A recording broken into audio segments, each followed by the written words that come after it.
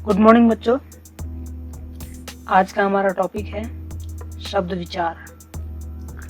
जैसा कि हमने सिलेबस के हिसाब से ग्रामर पोर्शन में पढ़ा, उस हिसाब से अगर देखेंगे तो ये आखिरी टॉपिक है। इसके अंदर हमें 3 टॉपिक को कवर करना है: श्रुति सम भिन्नार्थक शब्द, पर्यायवाची शब्द और विलोम शब्द। तो आज हम श्रुति सम भिन्नार्थक शब्द पढ़ेंगे।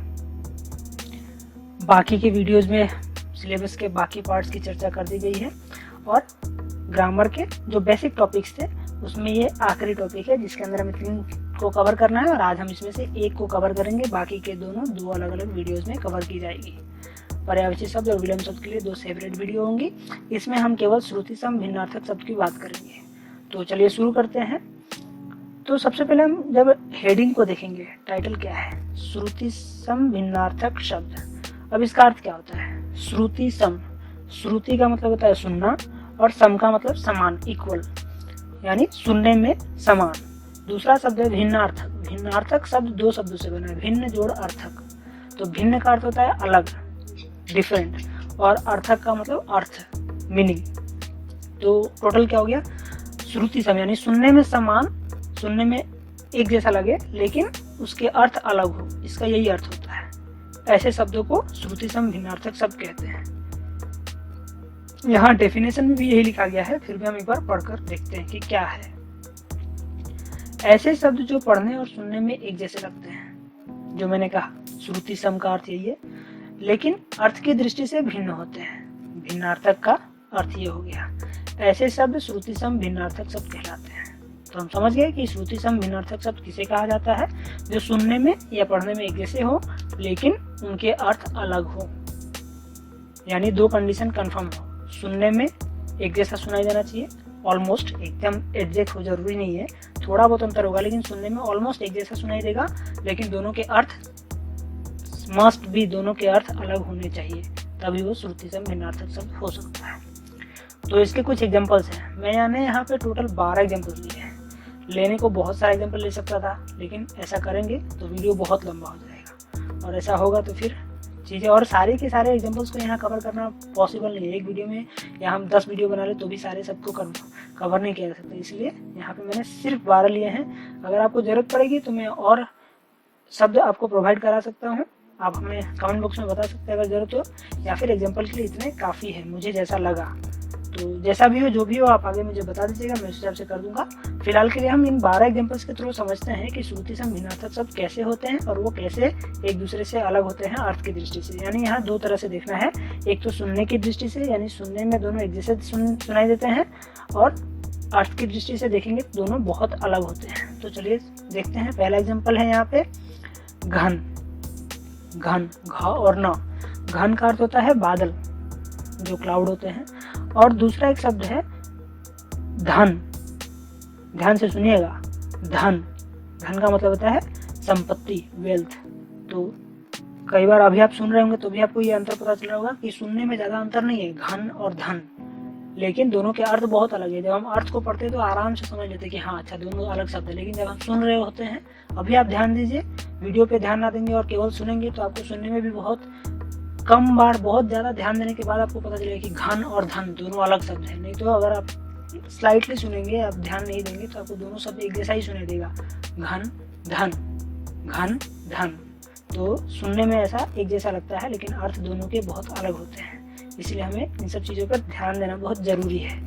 तो समझ गए, घन और धन में अंतर अर्थ की दृष्टि से बहुत अलग है, लेकिन सुनने में एक जैसा लगता है। तो उसी तरह यहाँ दूसरा एग्जाम्पल है अचार। अचार यानी वही पिकल। तो इसका अर्थ होता है खाद्य पदार्थ, यानी वही पिकल, जो समझ गए आप। और दूसरा है आचार, जिसका अर्थ होता है आचरण। केवल एक मात्रा का अंतर है ऊपर लिखने में, अचार और आचार में, लेकिन अर्थ में देखेंगे तो एक खाने की चीज़ है पिकल, और दूसरा आचार यानी बिहेवियर होता है। खाने की चीज़ और बिहेवियर, कितना अंतर है। अगला एग्जाम्पल है और, जिसका अर्थ होता है तरफ। जैसे हम कहते हैं ना, उस ओर चले जाओ, इस ओर आ जाओ, तो ये ओर यानी तरफ, उस तरफ। और दूसरा शब्द है और मतलब जिसका अर्थ होता है तथा। तो जैसे हम कहते हैं ना, मैं और तुम, राम और श्याम, तो ये और का मतलब तथा। तो समझ गए और सुनने में कितना एक जैसा है, लिखने में भी ऑलमोस्ट एक जैसा है, लेकिन क्या है, अर्थ की दृष्टि से दोनों बहुत अलग हैं। एक और एग्जांपल है नीर, जिसका अर्थ होता है जल, पानी, और एक शब्द है नीड, जिसका अर्थ होता है घोंसला यानी नेस्ट। तो समझ के दोनों में अंतर कितना है, लेकिन सुनने में लगभग एक जैसा लगता है। एक बात और बता दूं, कई बार लोगों के बोलने का स्टाइल अलग होता है, कई बार लोग अलग तरह से प्रोनाउंस करते हैं, तो इस प्रोनाउंसिएशन पे भी इस पे बहुत फर्क पड़ता है। अगर आप नीर को नीड बोलने का आदत कर लेंगे, बहुत लोग ऐसा करते भी हैं, र को ड़ प्रोनाउंस करते हैं, तो जब नीर को नीड प्रोनाउंस करने लगेंगे तो आपको ये आदत हो जाएगी, और आप क्या करेंगे, जब भी कोई नीर कहेगा तो आप नीड लिख देंगे। क्यों? क्योंकि आप वो प्रोनाउंस करते करते आपको आदत पड़ गई है उस बात की, तो आप ये अंतर नहीं कर पाएंगे। इसलिए प्रोनाउंसिएशन बहुत ज़रूरी है, सही लिखने के लिए सही प्रोनाउंस करना बहुत ज़रूरी होता है। और इसको कैसे सुधारा जा सकता है, जब भी आप चैप्टर्स रीडिंग करते हैं तो उस समय इसे ध्यान देना होता है, पढ़ते समय उस पर ध्यान देना होता है कि कौन से स्पेलिंग लिखा गया है और उसे किस तरह से पढ़ा जाना चाहिए। तो ये सारी चीज़ें अगर आप वहाँ क्लियर हैं तो इसे समझने में ज़्यादा प्रॉब्लम नहीं होगी, लेकिन अगर आपने वहाँ क्लियर नहीं किया है तब इसको पढ़ते समय आपको लगेगा कि अरे ये तो इतना टफ है, इसको कैसे समझ पाएंगे। इसको समझने का कोई रूल्स एंड रेगुलेशंस नहीं है, ये सारी चीज़ें आपके प्रोनाउंसिएशन पे डिपेंड करती है। आप जितने अच्छी तरीके से प्रोनाउंस कर सकेंगे उतना ही अच्छा इसे भी समझ पाएंगे। और ये जो दोनों में अंतर है ये किसी को नहीं पता था, सबको पढ़ना होता है, सबको पढ़ने के बाद ही पता चलता है, और ये पढ़ते पढ़ते धीरे धीरे आपको याद हो जाएगी, इसे याद करने की ज़रूरत नहीं पड़ेगी। जब आप पढ़ते जाएंगे बहुत सारे ऐसे शब्द मिलेंगे और पढ़ते पढ़ते आपको ये सारी चीज़ें दिमाग में बैठ जाएगी, क्योंकि ये बहुत इंटरेस्टिंग है, दोनों सुनने में एक जैसे है लेकिन अर्थ बहुत अलग है, तो ये सुनने में ही इंटरेस्टिंग हो जाते हैं। तो ये जब आप एक बार पढ़ लेंगे तो आप आसानी से इसे भूल नहीं सकेंगे, तो इसको याद करने की ज़रूरत नहीं, आप बस समझते जाइए, थोड़ा सा प्रोनाउंसिएशन सही कीजिए और मात्राओं पे ध्यान देना शुरू कीजिए, आप सब कुछ समझना शुरू कर देंगे। अगला एग्जांपल है सुर, स में छोटा उ लगा है, जिसका अर्थ होता है आवाज़, ट्यून, और दूसरा शब्द है सुर, जिसमें स में बड़ा उ लगा है, बस एक मात्रा का अंतर है, लेकिन अर्थ होता है अंधा। स में बड़ा उ लग जाने से इसका अर्थ हो जाता है, सुर का अर्थ हो जाता है अंधा। तो आप समझ सकते हैं कि आवाज़, ट्यून और अंधा दोनों में बहुत अंतर है, बहुत ज़्यादा।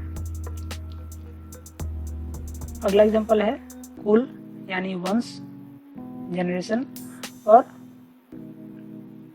कुल, इसमें भी केवल मात्रा का अंदर है, क में फिर से बड़ा उ लग गया यहाँ पे, तो इस कुल का अर्थ होता है किनारा, साइड, नदी का किनारा। अगला एग्जांपल है हाल, यानी दशा, कहते हैं ना तुम्हारी हालत कैसी हो गई है, तो वो हाल जिसका अर्थ होता है दशा, स्थिति। और एक शब्द है हॉल, HALL, हॉल जो लिखते हैं, वही वेडिंग हॉल जो हॉल है ना, वही, जिसका अर्थ होता है बड़ा सा कमरा। यही होता है ना, वेडिंग हॉल कैसा होता है, बड़ा होता है, योगा हॉल होता है, तो ये सारी चीज़ें क्या है, बड़ा सा कमरा होता है ना, जिसका अर्थ। तो सुनने में दोनों एक ही है ना, हाल और हॉल, बस एक ओ की मात्रा का अंतर है, लेकिन अर्थ कितना अलग है आप समझ सकते हैं। एक कंडीशन है तो दूसरा बड़ा सा रूम है। एक और एग्जांपल है भवन, जिसका अर्थ होता है घर, और भुवन, जिसका अर्थ होता है संसार। तो एक घर और संसार आप समझ सकते हैं दोनों कितना अलग है, लेकिन सुनने में एक जैसा सुनाई देता है, केवल एक मात्रा का अंतर है, एक में छोटा उ लगा है और एक में छोटा उ नहीं लगा है। अगला एग्जांपल है पानी, जिसका अर्थ होता है जल, जहाँ हमने नीर का अर्थ पढ़ा था, तो दोनों पर्यायवाची हो गए, नीर और पानी, जो हम आगे पढ़ेंगे अगली वीडियो में पर्यायवाची के बारे में। फिलहाल यहाँ हम वापस आते हैं श्रुति संभिन्नार्थक शब्द पे। यहाँ पानी का अर्थ है जल, और एक शब्द है पानी, जिसका अर्थ होता है हाथ। अब एक में न लगा है और एक में अड़ा लगा है, ना पे बड़ी लगी थी, अड़ा पे छोटी लगी है, लेकिन सुनने में ये एक जैसे सुनाई देते हैं। अगर आप दूर से सुनेंगे या ज़्यादा ध्यान नहीं देंगे तो एक जैसा सुनाई देगा, पानी और पानी। कई लोग तो दोनों को ना ही प्रोनाउंस करते हैं, तो ऐसे लोगों के साथ और गलती हो जाने की चांसेस है, तो ये समझना बहुत ज़रूरी है। तो पानी कहेंगे तो जल होगा और पानी कहेंगे तो हाथ होगा। अड़ा ये जो नीचे पानी जिसका अर्थ हाथ है, उसमें जो लगा है वो ना नहीं है, वो अड़ा है। तो आप इस बात का ध्यान रखें। तो पहले वाला जिसका अर्थ जल है, उसका अर्थ प्रोनाउंसिएशन होता है, ध्यान से सुनिएगा, पानी। और जो दूसरा है जिसका अर्थ होता है हाथ, उसका प्रोनाउंसिएशन है पानी।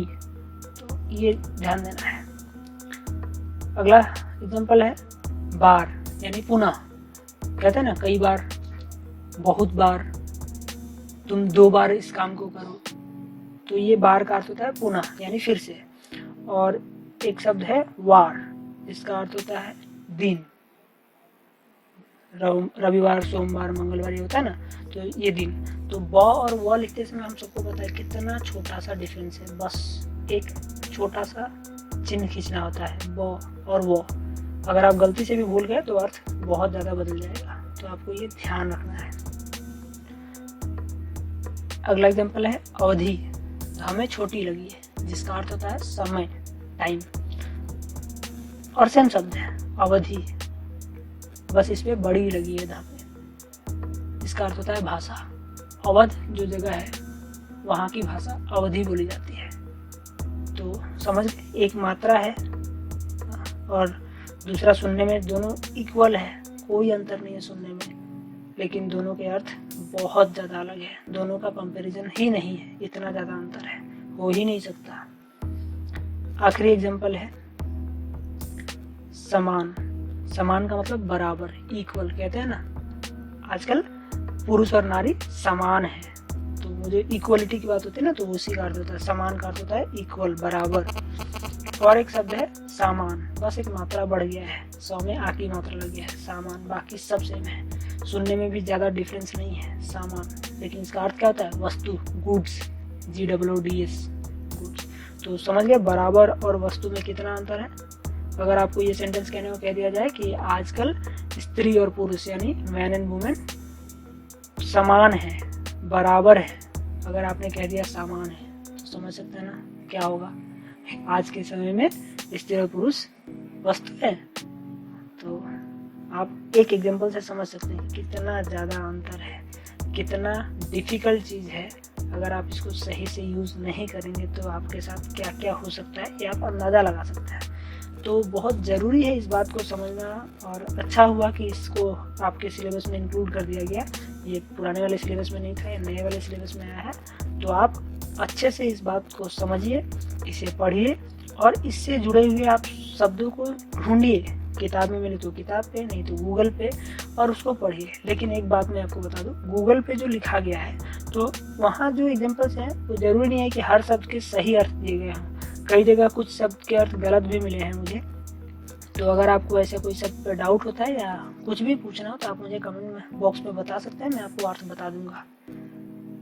तो आशा करता हूँ कि मैं जो समझाने की कोशिश कर रहा हूँ आपको समझ में आया हो। तो आज के लिए इतना ही, हम मिलेंगे अगली वीडियो में पर्यायवाची शब्द के साथ। तब तक के लिए धन्यवाद।